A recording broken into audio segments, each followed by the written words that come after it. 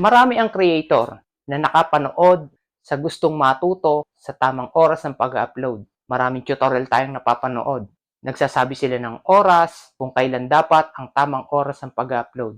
Yun nga lang, marami pa rin ang nagtataka. Sinusunod naman nila yung oras ng isang tutorial video. Pero hindi pa rin tumataas ang kanilang views. Bakit?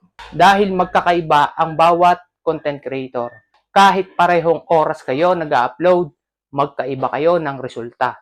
Ito kay Useful ang pinakasimpleng paraan para magawa mo ang tamang oras ng pag-upload. Pag nagawa mo ang strong hook sa iyong content, simple lang kay Useful. I-upload mo ito sa oras ng pahinga ang mga tao. Ang ibig ko sabihin pahinga, yung walang ginagawa.